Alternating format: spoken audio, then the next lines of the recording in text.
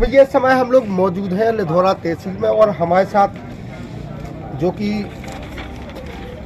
मां नन्नी by social welfare society के जो अध्यक्ष हैं हमारे साथ भैया मौजूद हैं और जानेंगे कि आज जो आपने आवेदन तहसील में दिया है किस संबंध में दिया है और आखिर क्या चाहते। इसमें लिखा है नगर परिषद लिधौरा में अवैध कोचिंग जगह जगह पर संचालित है जिसकी जांच के संबंध में तो बात करेंगे। भैया सबसे पहले तो आप अपना नाम बताएं।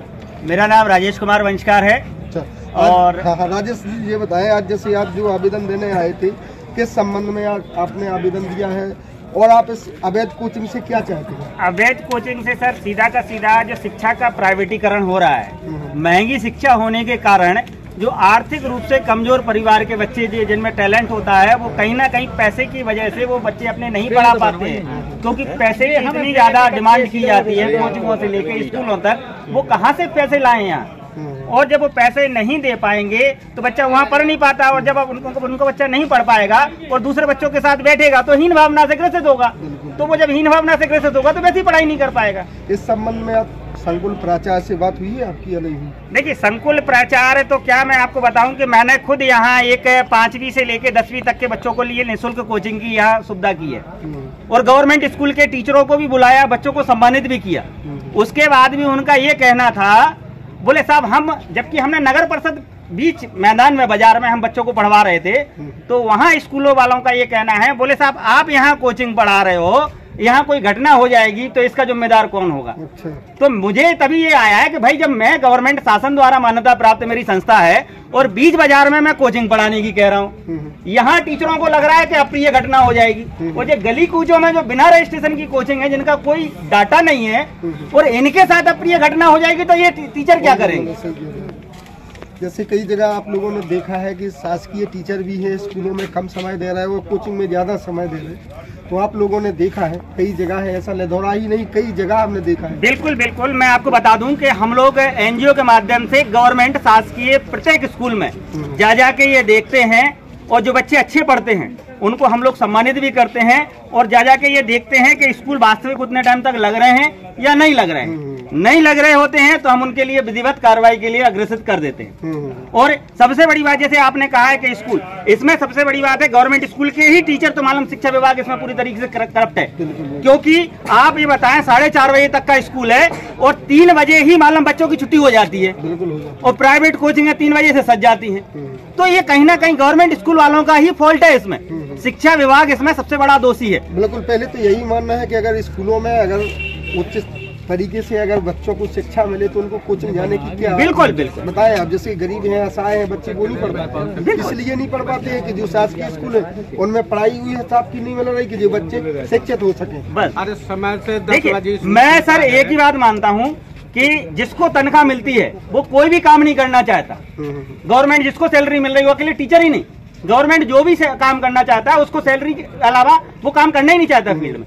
लेकिन उन बच्चों की और गार्जियंस की जिम्मेदारी है कि वो अपने बच्चों को 4:30 बजे तक वहाँ बैठा लें, 10:30 बजे छोड़ के आए और फिर टीचर नहीं पढ़ाएं, फिर उनके ऊपर कार्रवाई होगी।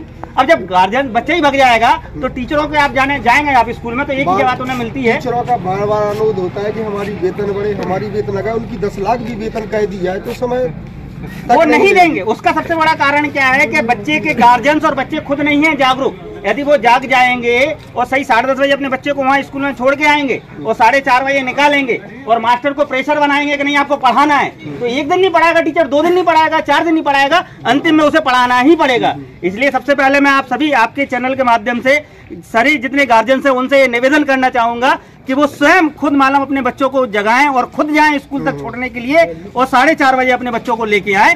बिल्कुल पढ़ाई नहीं होती है तो मालूम संपर्क करें आप मुझे, मैं वहाँ जो भी टीचर होगा संबंधित उस पर कार्रवाई करने के लिए तत्पर तैयार हूँ, उनके लिए खड़ा रहूँ। हाँ, और भैया शासन से भी मेरा अनुरोध है कि जितने अवैध कोचिंग चल रही है आप वहाँ जाएं, देखें कि आखिर क्या है क्या नहीं है, क्योंकि कोई अप्रिय घटना घटती है तब शासन जागरूक होता है और जगह जगह जाता है। अगर इसके पहले हमारे भैया इनका कहना है तो इस पर अमल जरूर की जाए। जय हिंद, जय भारत। क्या नाम है भैया आपका? हमारा नाम राजेश कुमार वंशकार है। अच्छा, कहाँ के हो आप? हम इसी लिधौरा के अंतर्गत हमारा गांव आता है पैतपुरा। अच्छा, आप तहसील में किस लिए आए थे आज? आज तहसील में हम आए हैं लिधौरा नगर परिषद के अंदर अवैध रूप से कोचिंगों का जाल फैला हुआ है। बच्चे जो हैं मनमानी उनसे फीस ली जा रही है, विज्ञापन उनको लुभावने दिए जाते हैं। ऐसे लेवल में जो गरीब आर्थिक रूप से कमजोर बच्चे होते हैं वो नहीं पढ़ पाते हैं, क्योंकि कोचिंगों ने अपना फीसों का दायरा बढ़ा रखा है। स्कूल जो जिनकी मालूम मान्यता नहीं है उन लोगों ने भी दायरा बढ़ा रखा है। तो आज हम लोगों ने ये मांग की है कि जितनी कोचिंगें चल रही हैं नगर परिषद लिदोरा में, इनका सबका सब रजिस्ट्रेशन देखें। जो कोचिंग बिना रजिस्ट्रेशन के हों उनके ऊपर कार्रवाई करी जाए। साथ ही बच्चों के जो डाटा हैं, जितने बच्चे उनके पास पढ़ रहे हैं, उन बच्चों का डाटा कलेक्ट होना चाहिए प्रशासन और शासन के पास, क्योंकि कल के दिन किसी बच्ची या बच्चे के साथ कोई अप्रिय घटना हो जाएगी तो उसका जिम्मेदार कौन होगा? शासन को जानकारी नहीं है, प्रशासन को जानकारी नहीं है, कोचिंग गली कूचों में चल रही है, तो इससे कहीं ना कहीं बड़ी घटना का होने का अंदेशा है।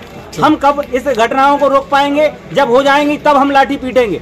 इसीलिए हमने ये आवेदन दिया है कि माननीय तहसीलदार महोदय के माध्यम से यदि ये यहाँ से हमें कार्रवाई का आश्वासन पूरी तरीके से नहीं मिला और कार्रवाई यहाँ से नहीं हुई तो विधिवत हम एसडीएम से लेके जिलाधीश महोदय के अलावा माननीय मुख्यमंत्री तक जाना पड़े तो भी जाएंगे। अकेले ये लिदोरा परिषद की नहीं, हमारा पूरा जिला टीकमगढ़ प्राइवेटीकरण शिक्षा से ग्रसित है, इसको हम खत्म करेंगे। क्या बोले तहसीलदार साहब? तहसीलदार साहब ने आगे जो शिक्षा विभाग है उनको प्रेषित कर दिया है और आश्वासन दिया है कि जल्दी इस समस्या का सॉल्यूशन किया जाएगा। क्या बोले, कब तक हो जाएगी? हमने चूंकि समय दिया है 10 दिन का। अब साहब जब का बोले, जब का हमने 10 दिन के अंदर हमें ये डाटा कलेक्ट करवाएं। हमने अपना लेटर हेड दिया है माननीय सोशल वेलफेयर सोसाइटी एनजीओ का, और हमें इसी एनजीओ के माध्यम से हमें अपना डाटा भी कलेक्ट चाहिए पूरा का पूरा। अगर इस पर कार्रवाई नहीं होती है तो आगे आप क्या कदम उठाएंगे? आगे लिदोरा में तो उग्र आंदोलन होगा ही होगा, साथ ही साथ जिला टीकमगढ़ कलेक्ट्रेट के यहाँ भी हम लोग धरना देंगे, और उसके बाद जिला शिक्षा अधिकारी से लेके माननीय सीएम या राज्यपाल जहाँ तक हम लोगों को जाना पड़ेगा, हमारी संस्था के लोग इसलिए जाएंगे और इस प्राइवेटीकरण जो शिक्षा है इसका अंत करके रहेंगे। बहुत बहुत धन्यवाद।